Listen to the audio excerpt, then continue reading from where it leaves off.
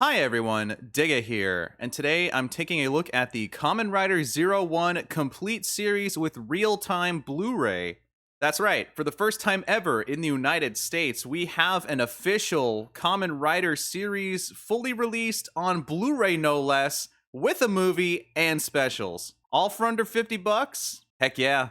I was so excited that I, of course, had to bust out my Figuarts 01 and Vulcan, and then I realized I should probably stop myself before I got the whole cast out so I could actually look at the Blu-ray. We got a lot to cover. Let's get started. Can you dig it? Starting off with the front of the case, you will see a very bright, big, dynamic picture. This, I believe, was the initial key art they revealed when this series was first shown.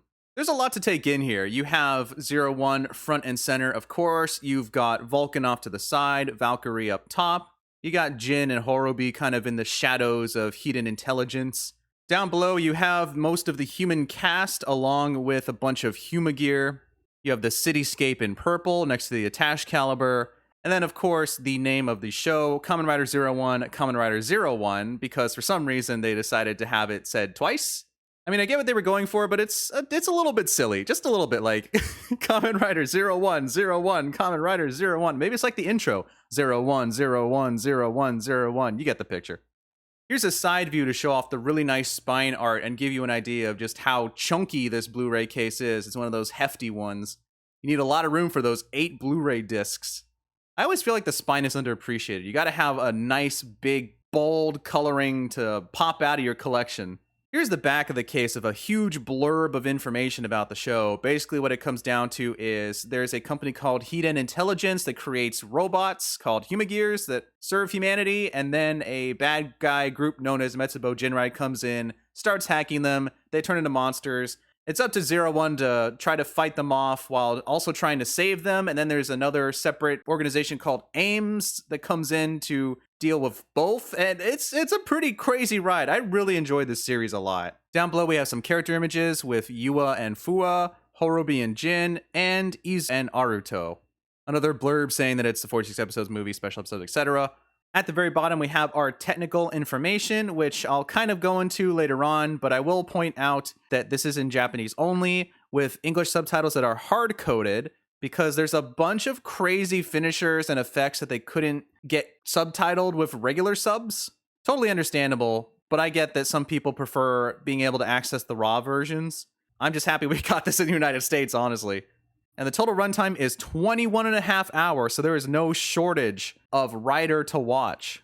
We got the Shout Factory logo, the Toei logo, producers and package designers, and the copyright information. Just so insanely neat to be able to see that in actual packaging. This is so good. I'm so hyped. When dangerous culprits unleash chaos, the Golden Soldier Thouser is born. Presented by Zaya. Okay, enough talk. Let's finally open this up, shall we? It's beautiful. Here's the inside of the case, and there's a bunch of discs to go over, but first let's take a look at this really cool pamphlet here. You have all of the currently available Kamen Rider series that are streamed by Tokushoutsu.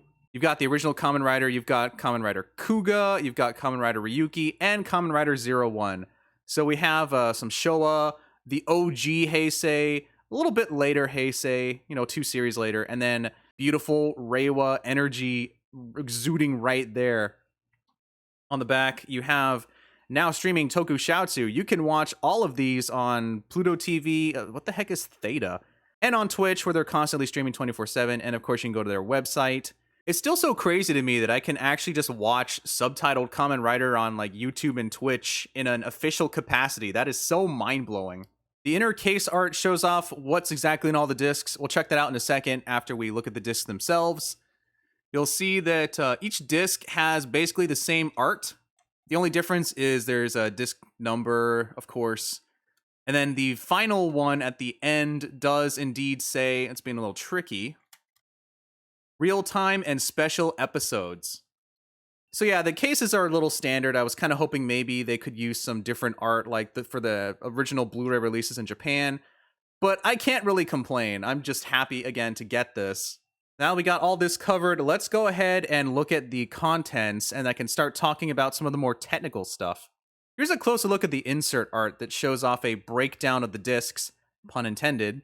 You'll see that the first 7 discs have all of the episodes of Kamen Rider 01, including, very importantly, one of the sort of recap episodes they had to do during the pandemic, What Created Metsubo Jinrai, which is labeled as 35.5, thank goodness, for Shout Factory, going above and beyond to include that, because there's some really important stuff that happens in that episode, even if half of it is filler. So thank you for not leaving that out.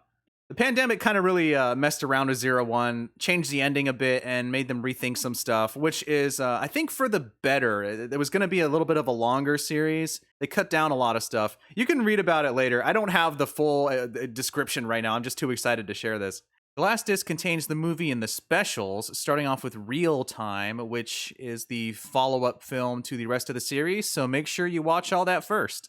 And then the rest of the specials are basically varying levels of recap or things they had to make due to the pandemic, basically bringing the entire show to a halt. They're not awful, but they're kind of just like filler. And while it's cool that they're on the Blu-ray set, fans of 01 will notice that there is a bunch of glaring omissions from this lineup. I know it was probably really hard to license this at all, but let's go ahead and talk about some of that stuff that isn't included on the set. There's a few smaller things like the transformation lessons, Izu's lecture room, some commercials, maybe even the Fateful gag battle that I can see not really needing to make it on the set, but it would be nice to have them. However, you end up missing like the Hyper Battle DVD, Project Thouser, the 01 short anime Everyone's Daily Life, Genum's The Presidents. Maybe they thought it'd be too confusing since they don't have X8 out. Reiwa the First Generation, which is the introduction to 01, but technically it's a Zio crossover film. This stuff gets really complicated really fast. The most glaring omission is the lack of the 2 01 Others V Cinext follow-up films, Kamen Rider Metsubo Jinrai and Kamen Rider Vulcan and Valkyrie. And these 2 films kind of make up one whole final ending for 01, so while the US release is technically the complete series, it's not the complete series. I got these on Amazon Japan because the Blu-rays for Kamen Rider V Cinema films usually come with exclusive deluxe items for the new forms they show off, and I can't really say no to more 01 deluxe items, especially with the Zaya Zetsume Rise keys getting a release in the US in April.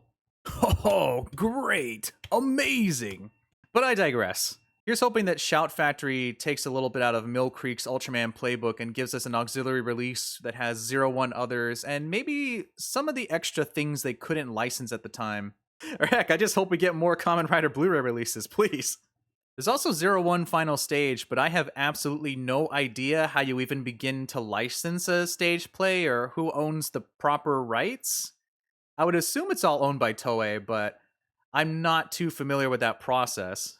Basically, every Kamen Rider series, for the most part, nowadays has a final stage, which is a stage play where they have new forms or maybe like a new bad guy to fight. That usually takes place after the series. And sometimes they're canon, sometimes they're not. I don't really know. I haven't seen this one yet. I just know that there's a new recolor of one of the forms that's evil. Ooh. I won't really go into any details. I was more curious if it's even possible to license this or even include it on a US release. Time will tell. Here's a nice big shot of my complete 01 series with the US release, the 2 01 Others V Cinext Blu-rays, and the final stage, just for good measure.